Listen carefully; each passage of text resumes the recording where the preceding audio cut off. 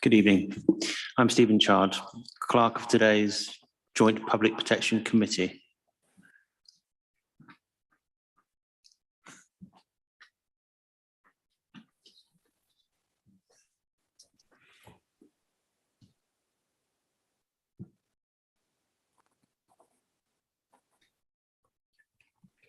Yes, there's a just technical difficulty there, but yes, yeah. So yes, good evening. Before we start the meeting, I'd like to explain for those members of the public who might be watching, today's meeting is being held over Zoom and with councillors present in the West Berkshire Council Chamber. The meeting is being live streamed on YouTube, so members of the public can follow proceedings. Those committee members in attendance are Councillors John Porter and Peter Hayden from Bracknell Forest Council, and Councillors Tom Marino and Graham Bridgeman from West Berkshire Council. Councillor John Harrison, Bracknell Forest, is also joining us remotely as an observer. Members are being supported by a number of officers from the two partner authorities, including the Public Protection Partnership. Any voting on the items were done by members via a show of physical hands. Please can I ask everyone present in the meeting area to make sure they switch on their microphones when invited to speak directly into them and switch them off when you've finished. If we hear the evacuation alarm this evening, we must leave the building immediately via the emergency exit. The assembly point is a Dolphin car park. And if you don't know where that is, you can follow me. If the lockdown alarm does sound, then we remain seated and until that ceases. We will adjourn the meeting should either event happen. As this is the first meeting of the municipal year, the first item of business is to elect a chairman for 22-23. So are there any nominations for chairman?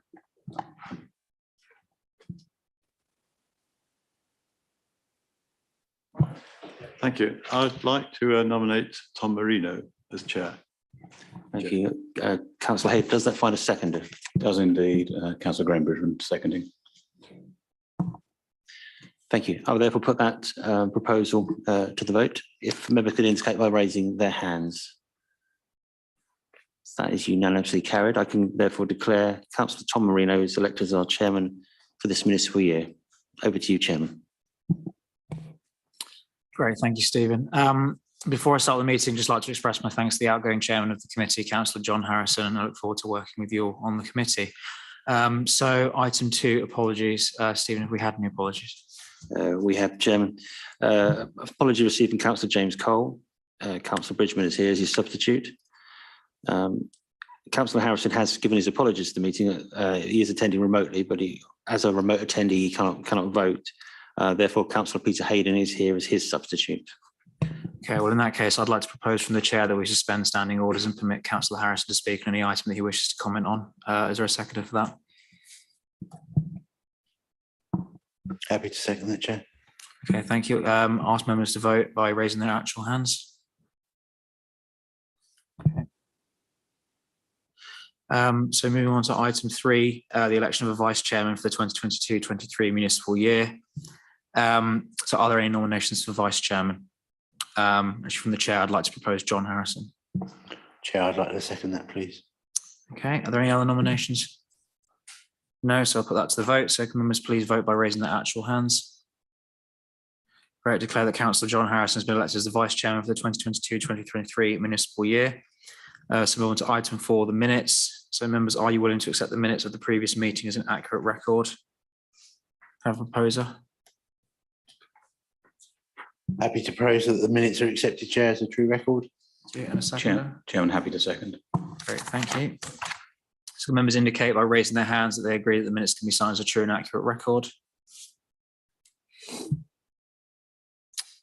Great, so I believe those minutes have been approved, and I'll sign those at some point this evening before I leave. So item 4, outstanding actions from previous meetings. Sean, is there an update on any outstanding items? Chairman, I'm happy to speak to that matter. Thank you, Maura. In terms of the first item, John Winstanley, I spoke with him this afternoon. He has raised the matter with the partnership, and when they meet next, he will come back with a definitive answer to us. In terms of the second item, the PPP is leading on the water partnership. And we have been in touch with our colleagues from the Countryside team in Bracknell, and we will be supporting them through that. So it's been accepted that they will join the partnership.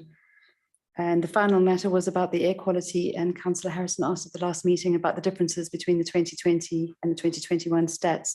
And we did circulate that for information to all members on the 8th of June, so earlier this week. Thank you, Chairman. Great, thank you, Maura. Before we move on, do any members here have any comments or questions related to what we've just heard? Chairman, one point of order on the, if I may, apologies. One point of order. Both the minutes and the matters arising are on the agenda as item 4. I do think they need to be separate agenda items because they are. One is, do we agree the minutes, and the other is, what are we doing in response? So I just say that for the purpose of the minutes, I think they probably need to be split out, and we'll then end up with a set of minutes that don't quite follow the precise agenda, but I don't think that matters, and I think it's more accurate. Okay, so we'll take this as item 5 then, in that case. Councillor Hayden.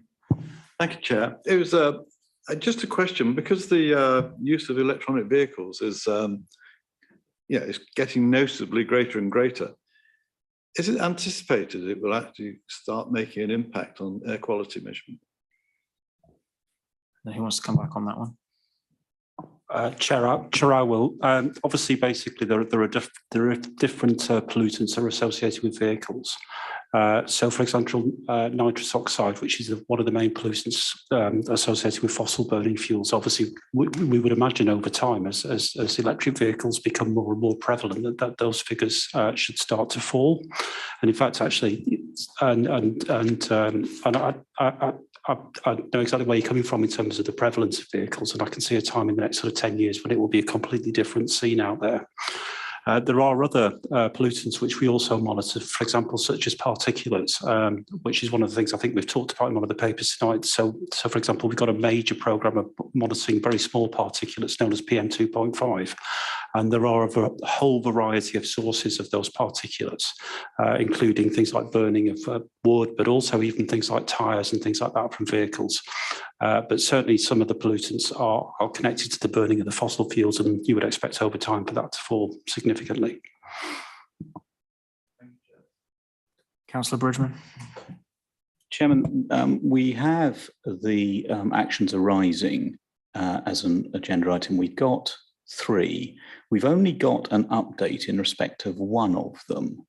I would expect to see, I mean, these are shown as meeting item 13th of June. Well, that's today's meeting. I would have thought that the meeting date is the date of the previous meeting. I stand to be corrected.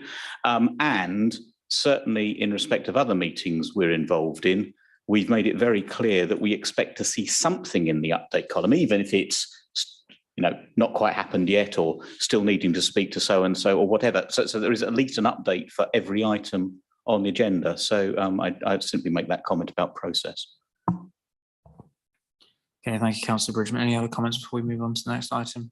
Okay, not that I can see. So move on to, Councillor Bridgman, item 6. Declarations of interest. Stephen, have we had any declarations of interest? None received in advance, Chairman. Great, thank you. So move on to item 7, public questions. I believe that we have not got any public questions. No, we don't. Fantastic. Then we'll move on to item 8, the forward plan. Any members or officers have any comments or changes they'd like to see made to the plan? Okay, can't see. We don't need to vote on that, do we, Stephen? No, it's just for noting, Chairman. Great, thank you. So we'll move on to item 9, the priorities update, emerging issues. Sean, taking us through that one, I think.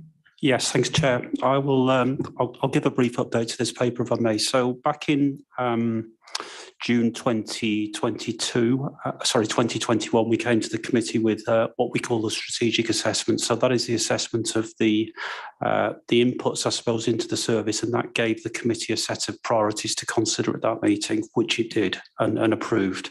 And I have attached that a strategic assessment for completeness. Now, that was designed to be a 2-year, basically, priority list for the service.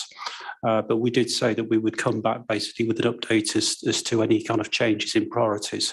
And what this paper sets out is some of the changes that have taken place since that document was written in June 2021. So I've broken it down by the main themes.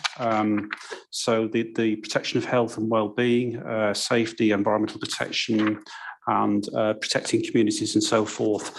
And what you can see there basically is a number of either legislative changes. So, for example, the ban or the changes to the laws on knife sales, or the changes to the law, for example, on the sale of caustic products, and the recent ban on procedures for cosmetic purposes for people under the age of 18.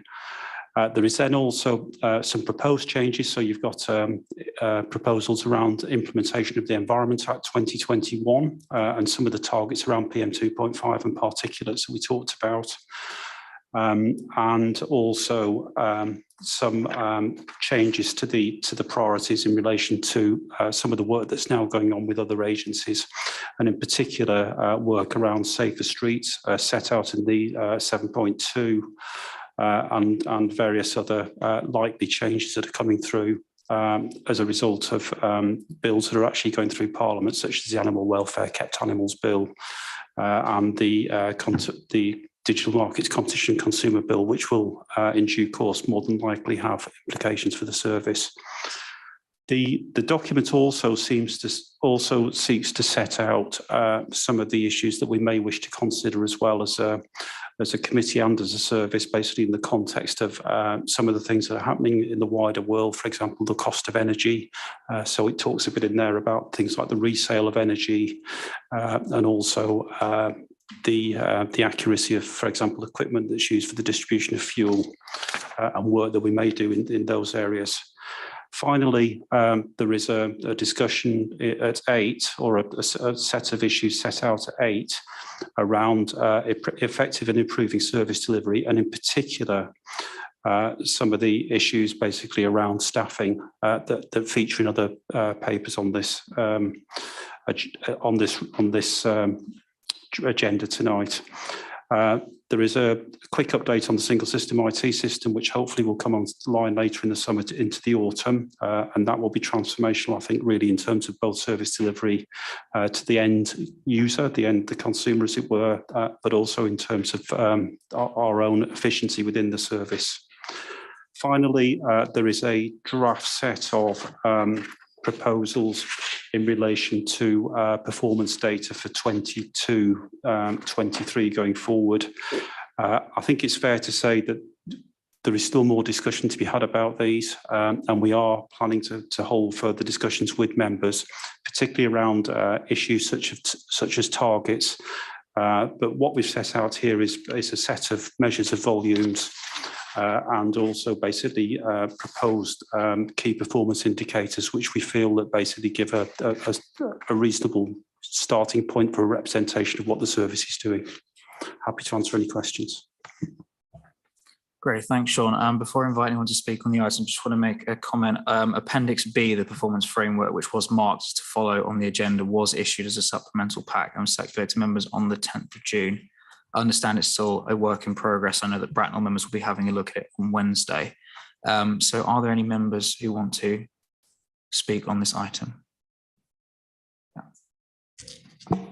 Thank you, Chair. 7.1, Sean, regarding protecting communities. You're going to be doing some enforcement checks regarding test purchases for the sale of knives, corrosive products and offensive weapons. Are you actually going to be doing some online purchases as well to ensure that courier companies and online delivery companies actually make sure they ensure that they actually are handing it to responsible people over the age of 18 and doing challenge 25 or challenge 30 or whatever, and not just leaving it on the doorstep rather than just doing shop purchases? Chair, I mean, obviously that's a common mechanism now for the sale of items. Clearly, we would seek to include that in the enforcement programme that we've got set up. The programme itself will also include discussions with premises and businesses that sell these products as well, because the important thing basically is awareness with the businesses, but also the enforcement element of it is really, really important to ensure that compliance is actually basically high. So I will make sure that's included in the programme. Thank you. Thank you, Chair. Great, thank you, Councillor Porter. Any Councillor Bridgman? Thank you, Sean. I looked forward to the communication strategy and related that to the report here. In particular, what I was interested in is the reference to public registers and applications being, I guess, more online, more accessible. Just wonder if you could just develop that a little as to what changes we might expect, if any, in relation to public access to that kind of information. In particular, one of the things we have discussed, obviously, is health, safety of restaurants and quality, and the sort of 5-star system, and we know that there's a whole strategy to try to bring the restaurants and food outlets which have a lower star rating up. And obviously part of that is advertising the fact of those star ratings to the public, because there will be a market pressure upon the restaurants with 1 and 2 star ratings to improve, because people will stop buying from them. So I'm really like to just talk through if there is anything coming on board, or what we already do. Chair, if I can, I'll pick up the issue of the food hygiene rating scheme, which, as you say, Councillor Bridgman, is really very important to the businesses. And obviously, it's important to the consumers. For the businesses, though, it is critically important now, particularly given that the restrictions that are in place by some of the delivery firms as well, basically. So if you find yourself with no stars or a very low rating, you can actually end up losing your contract in terms of delivery. So it is very important to them. At the moment, basically, the information in relation to that scheme is entered into a national database which populates the data set which is issued by the Food Standards Agency. But I think there is something we probably ought to be looking at locally as well in terms of business promotion, because I think it is important for those businesses that have actually got 5 stars that have gone, and 4 stars and got very high ratings that have gone to all of the efforts to get that is recognised. Likewise, it's really very important that we work with those businesses that have got lower ratings to ensure that those ratings are brought up, because we want the businesses to be competitive, and we want the businesses basically to provide a good service to consumers and a safe service to consumers. So just generally on the issue of the communication strategy, which we'll come on to next, and the new system in particular around the publication of information, I think that is very much part of the project with the new system, to see what information we can make more readily available for the public. We obviously gather an awful lot of information with the work we do. We do an awful lot of inspections. We have a number of public registers and everything else, and we do need to make sure that basically that the new system delivers very up-to-date information for the public and for businesses. Thank you. And also just to say that the Food Standards Agency does publish that information, and there are people out there watching. So the Bracknell News, for example, is very keen on that data, and they regularly put articles into the newspaper. But we'll try to be more proactive and put out a sort of positive publicity around that too. Great, thanks, Maura. Any other members wish to speak on this item before we move to a vote on the recommendations? No, I can't see any. So before we do move to that vote, I would like to propose from the chair that the third recommendation be amended to the authority to be delegated to the Public Protection Manager to agree the performance framework for the forthcoming year in consultation with the chairman and vice chairman of the Joint Public Protection Committee. So I'm going to need a proposer and a seconder for the recommendations. Happy to propose. Thank you, Councillor Bridgman. Happy to the second, Chair. Thank you, Councillor Porter. So Stephen, given the amendments, we might be able to read out those recommendations just so members are completely clear before we vote on that. Certainly, Chairman, yes. So the proposal is that the committee has reviewed the developing issues set out in this report. The committee is to agree that the strategic assessment and service priorities for 22-23 be amended to in line with those developments. And the amended recommendation, the authority be delegated to the Public Protection Manager to agree the performance framework for the forthcoming year in consultation with the chairman and vice chairman of this committee. Would members vote in favour of that proposal, please? Unanimous. Thank you very much. Great, thank you, Stephen. So we'll move on to item 10, which is the PPP Communications and Engagement Plan 2022-23 to 2024-25. And that's Sean again to take us through that. Yes, thank you, Chair. So the background to this is that communication is hugely important to the service for all sorts of reasons, not least of which is that the entire model really is founded upon good communication, two-way communication with the communities that the service serves. So for those that are new to the committee, we use a model which is called the National Intelligence Model, which is really built around three areas. One of them is prevention, one of them is intelligence, and the other is enforcement. The preventative and intelligence elements of that very much rely on communication. So obviously we want to get the information out there to the public and to businesses and to any other interested parties as to what they can do to prevent themselves becoming, say, for example, the victim of crime or suffering some degree of detriment or harm. In terms of intelligence, it's really important to us that we get information out to the community to say these are the areas that we're interested in. We can use examples, for example, with Bracknell, some of the work we've done around fly tipping and some of the awareness raising that we've done there to try and encourage reporting into the service. But there are lots of other areas, in particular around kind of scams, doorstep crime, underage sales, which over the years that we've been involved in this, we have sought to engage the public to come forward and tell us why they believe that there are issues. And I think it's fair to say, without actually the information that we do actually get from the public and from partner agencies like the police and others, we would find it very, very difficult to do our job.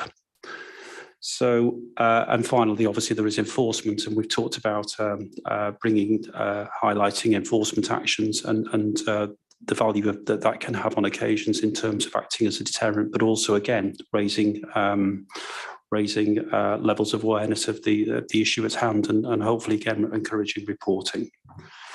So the plan before you tonight, we've always had a communications and an engagement plan. Basically, it's an update plan.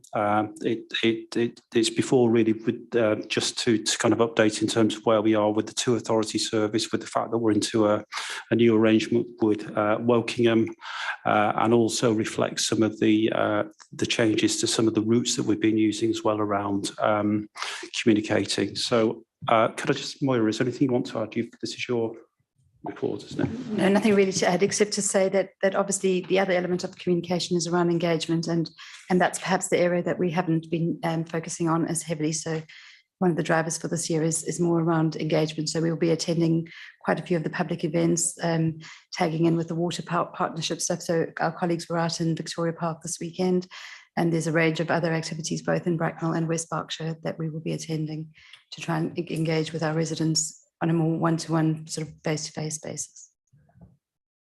Actually, yes, if I could just add, obviously the last couple of years have curtailed some of the work around engagement for obvious reasons. But so going back to the water safety partnership, and I think that was discussed earlier on in terms of the actions, we have a fairly comprehensive public engagement series of events over the summer, both in West Berkshire and in Bracknell around water safety, and that will be tied in with some of the other works that we're doing with early year settings and things like that.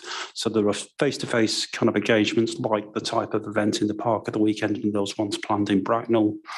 But there are also other engagement events like some of the days of action that we've carried out as well, which are very important, where we engage with the trade and show them that actually the organisation working with partners is out there enforcing the law, because actually for those that choose to comply with the law, which is the vast majority of traders, it's really important that they see that basically action has been taken against those that choose not to comply with the law, who basically damage their business through kind of anti-competitive practice.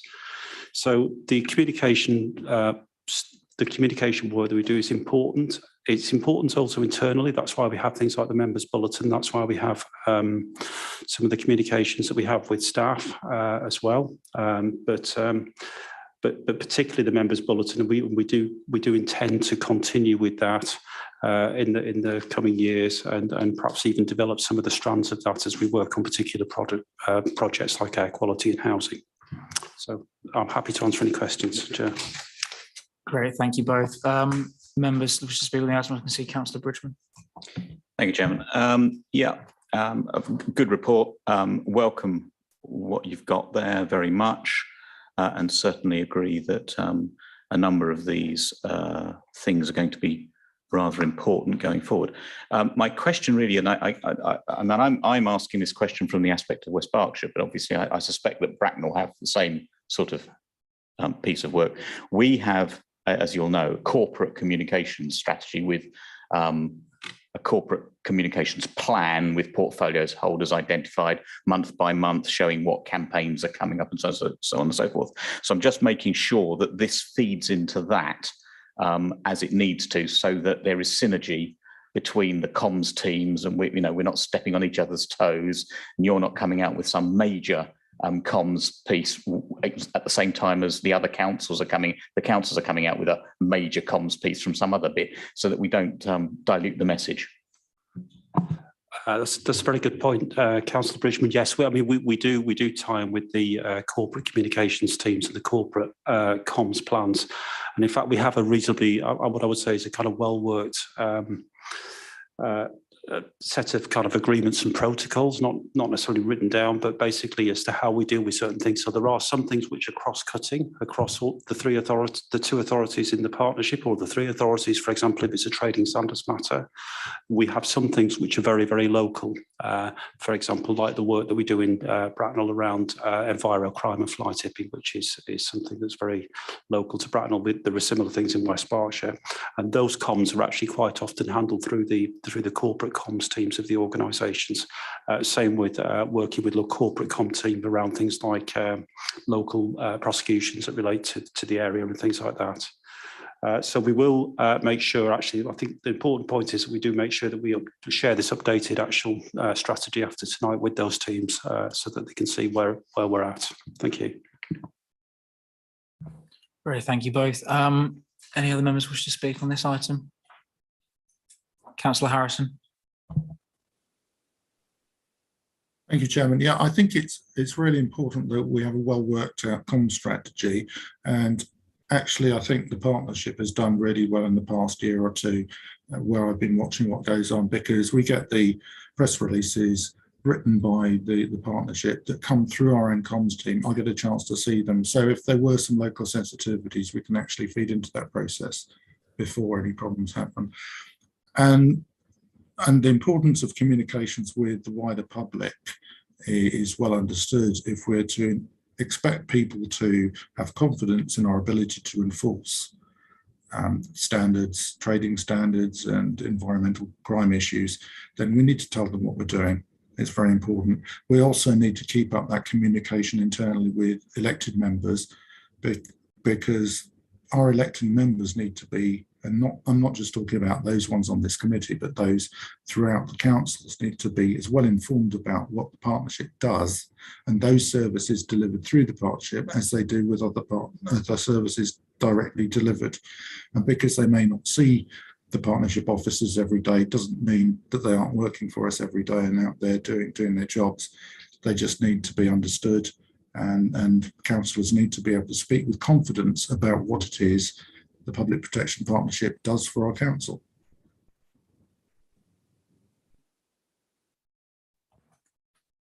Does anyone want to come back on anything that Councillor Harrison has just said, or is that more of just a comment? I agree, and obviously the other important thing about working with ward members is and members generally is that they have a very good understanding of some of the issues that basically take place in the area. Exactly the same as working with the parish council, as Councillor Harrison will know that we've done a fair bit of work basically with the parishes in Bracknell, as we have with some of the parishes in West Berkshire around some of the issues. But yeah, I think actually over the years since the partnership started back in 2017, the profile of the work that we do, of some of the issues that we're trying to tackle, some of the sort of detriments that we're trying to deal with, and we've done an awful lot. I think we've moved an awful long way over those years, basically. And the website, actually, as you look at the figures that were in the next report, I mean, that went from a standing start not much more than 2 or 3 years ago, basically, to being a really important tool for communicating in a very relative short period of time. And it was absolutely critical during the period of COVID for getting information out there. So, yeah, thank you. I've got nothing further to add, Chair. Great, thank you. So I can't see any other members indicating that they wish to speak. So I'd like to ask for a proposal and a second for the recommendations that the committee approve the communications and engagement strategy for 2022-2024. Happy to propose. Thank you, Councillor Bridgman. Happy as a second, Chair. Thank you, Councillor Porter. Can members please vote by raising their hands? Great, I think that's carried then. So we'll move on to item 11. So I'm just trying to keep adding one to every item I can see on the thing here. The Public Protection Partnership Service update and quarter 4 outturn for 2021-22. I think it's the Sean Murphy show tonight. So let's take us through that one. Okay. By the way, I'm sorry, I'm quite hoarse tonight. I'm aware every time I hear my own voice that I sound quite hoarse.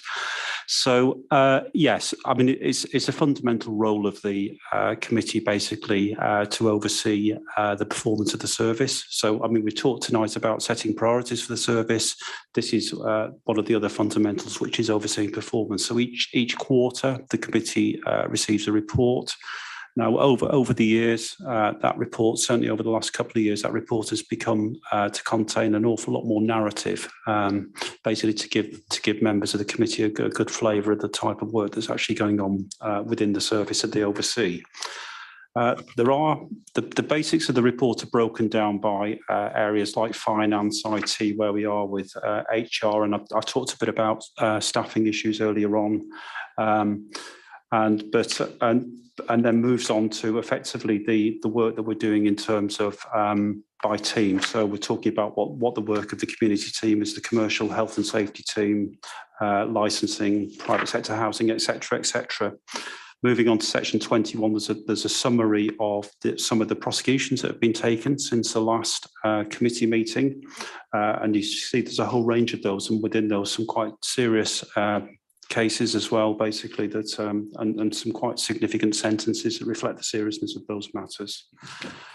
There is one point of order. So, well, not point of order, but there is one point I need to bring to the attention of the committee. One of the matters that are dealt with basically in the inter-authority agreement is over and underspends. So the last couple of years, basically, we have had underspends within the service. And the reason for that is we've had a significant amount of grant funding has come in around COVID and some of the other enforcement work that we've done. So we finished at the end of the last financial year with an underspend of around about £220,000. Now, there's a proportion of that, 34% of that is Wokingham's. So in fact, actually the amount for West Berkshire and Bracknell, basically in terms of that underspend is £220,000 minus 34%. Some of that will be held back anyway in relation to the new in relation to the system, the data transfer for the system from Wokingham's system into ours for the provision of the training standards service. But it is a matter for the committee as to whether that money should be carried forward. We would recommend that it is. We have a lot of, I suppose, for want of better word, catching up to do in relation to inspection work in particular, and that money, if carried forward, will be used basically to help catch up some of the work around the backlog around things like food hygiene inspections and other inspection work, which is backed up over the period of COVID. We have done the work that we were required to do by the government, by the Food Standards Agency, so the very highest risk premises. But as Councillor Bridgman has pointed out, these food hygiene ratings are quite important to businesses, and I think it's important that we get round both the businesses and the consumers and basically get those ratings up to date. So that's one of the areas that we will be working along with things like backlogs around, for example, potentially around things like housing inspections, animal health inspections, etc. Then moving on to the appendix, which is the measures of volume. You can see basically what the service dealt with for 21-22. So there was, in the end, we dealt with 15,000 enquiries, and there's a breakdown there on those measures of volume. You can see that basically there is a summary of the end of year data in relation to things like FOIs and also service complaints, comments, councillor member inquiries, etc., etc. And you can see that the service actually handles quite a few of those. There is a summary of the communication data, and you will see that actually in relation to the website, that still remains very popular. I think there is still probably work to do to promote the social media stuff, but it is actually picked up. A lot of the stuff we put on social media is actually picked up by the media, so we do get that secondary information rollout. And I think, so as you can see, looking at the website again, so I think we're looking at 9,000 visitors in March, which we seem to be running somewhere between about 6,000 and 10,000 every month, I think, which is really positive. I'm happy to answer any questions. There's a lot of information there. The report seems to get longer every time we bring it, but hopefully it is providing the information that members want to see about what the service is actually doing. Great, thank you, Sean. I've got Councillor Harrison to come in first. Thank you, Sean. Yes, there's a mention in the report of the underspend caused by the fact we weren't able to get out and do a certain number of inspections during that year.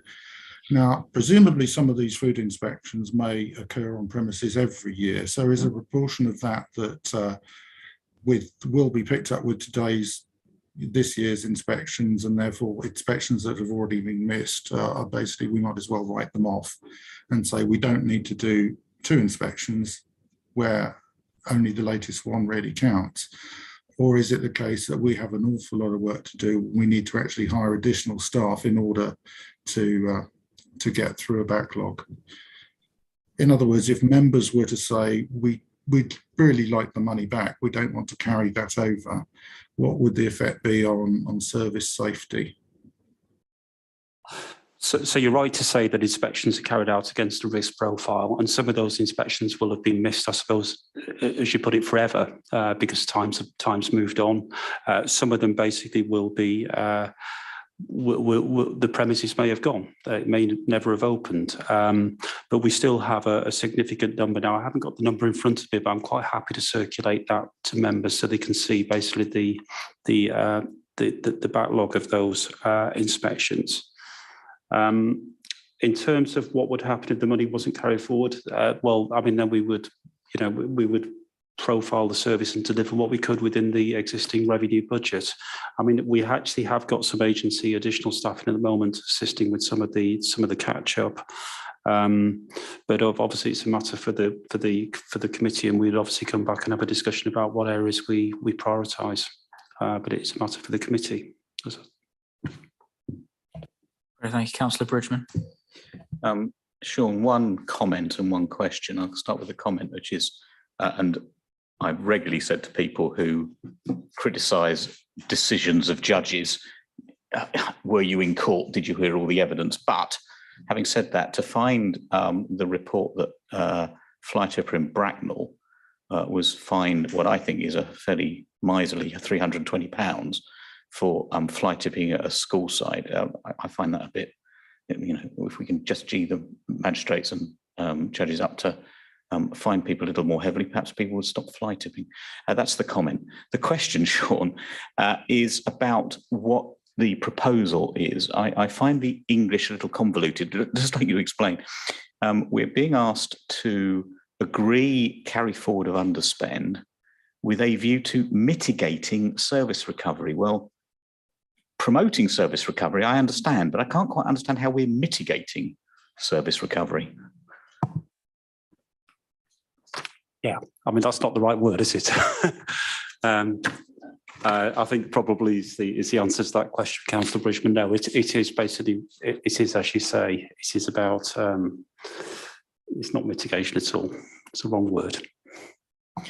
Chairman, I propose an amendment to the resolution to change the word mitigating to promoting. Does that find a seconder? Thank you, Councillor Porter. Members, Happy to second, Chair. members in favour, please raise their hands. Thank you, that's carried. Any other members wish to come in before we vote on the amended recommendations? Okay, in which case I'd like to ask for a proposal and a seconder for the recommendations that the committee notes the 2021-22 Q4 data for Public Protection Service, notes the update on service delivery, notes the role of the PPS is playing across the councils with respect to the Homes for Ukraine scheme, and agrees that the Bracknell West Berkshire underspend to be carried forward to the 2022-2023 financial year with a view to promoting service recovery.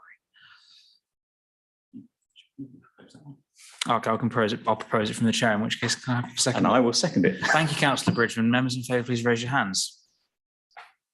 Okay, that's carried. So move on to item 12, which is the revised terms of reference. So following the withdrawal of Wokingham from the partnership and in line with good practice, we've included the revised terms of reference of the committee on the agenda.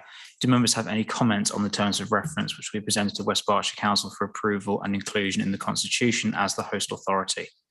Councillor Bridgman.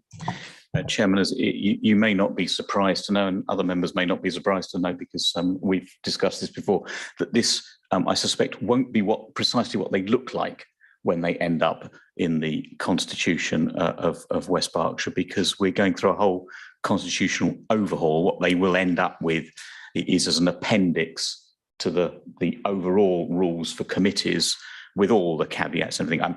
I'm nothing to question about the wording of this document going forward. We need to reflect that Wokingham have left. No issue with that at all. Just to anticipate that when we finally bring them forward as part of the new constitutional document, it won't look very much like that. Thank you, Councillor Bridgman. Any other members wish to make any comments? No, can't see any. So the items only to notes. We don't need to vote on it. So with that in mind, I believe that's our business now concluded. Thank you everyone for your attendance. Oh, Councillor Bridgman. I should actually ask members just to reflect on this. However, we now have a committee of 4 people in the room. I just wonder whether that is enough and has enough redundancy in the protection sense for meetings going forward. Clearly, one of the things you can do about the number of people is to ensure that you have sufficient substitutes. We followed Bracknell's example at the last annual meeting of council, and now all members of the executive who aren't Councillor Marino are substitutes. I think Bracknell has a similar system. It's just making sure that going forward we are quorate for every meeting, because obviously we'll need I just wonder whether the quorum should actually be 2, because practically speaking, what you want is the 2 executive members in the room, along with 2 other members, because it's always good to have that debate and conversation. But nevertheless, I just wonder if officers could reflect on what the quorum going forward might be. Don't need to make a decision now. We can just have a conversation about it. Sorry, actually, Councillor Bridgman, would you just, as you're the one who's brought it forward, would you be more in favour of reducing the quorum down or increasing the number of members of the committee? Well, I think that keeping the quorum the same. I would like to discuss that with officers, because I don't think that we should make these sort of proposals on. And I'm bringing it out because I think it's something for discussion. I'm not saying let's make a decision tonight. Simply saying let's have a chat about it and decide the way forward. As I say, this is going to get adjusted into a new document to go as part of the West Berkshire Constitution. So let's have that conversation when we do that. Yeah, I'm happy to do that. Can't see anyone else with their hands raised or any other comments. So yes, I believe that's our business now concluded. Thank you everyone for attending, both virtually and in the room. I believe our next meeting will be taking place on the 19th of September 2022. Can I ask if everyone just keep seated and keep your cameras on, etc., until the confirmation the meeting is stopped being live streamed.